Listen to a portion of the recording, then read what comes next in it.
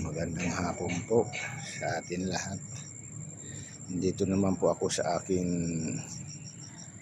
garden. Mga tanim ko ditong papaya. Halo-halo din to dito mga tanim yan. Daming papaya dito eh. Ito may napansin ako dito.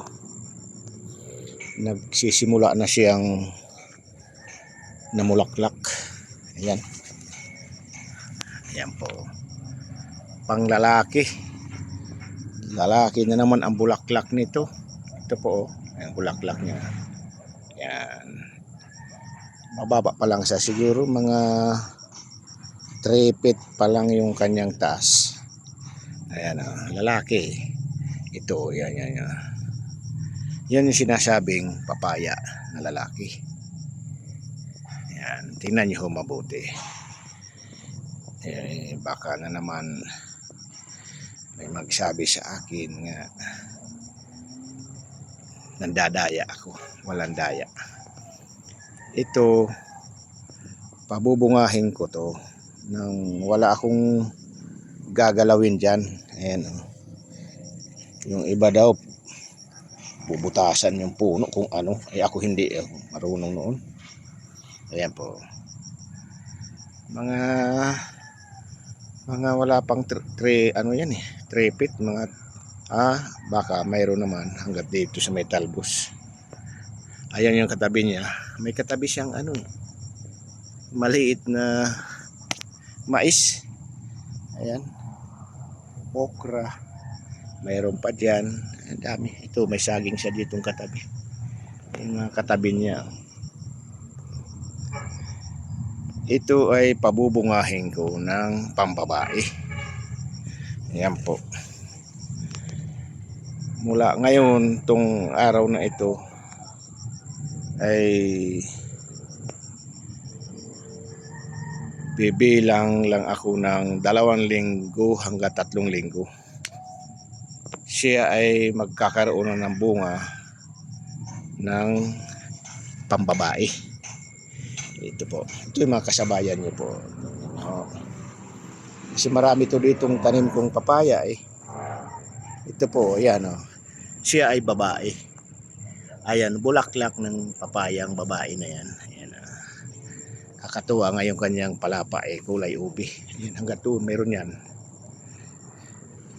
Tanging lang ito yung napansin ko nga. Nagbubulaklak siya. Pang lalaki. Bulaklak. Ayan o. Ayan. Ayan o.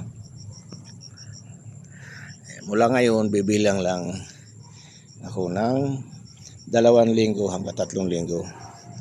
Siya ay bubunga ng pambabae. Ayan, ayan. Ito yung mga palatandaan ng katabi niya. Ayan, saging. Ayan yung ano dyan. Ayan, may saging pa nga dyan. Pero medyo magulang na yung saging. Baka din abutin ng 3 linggo yan. Natiba na.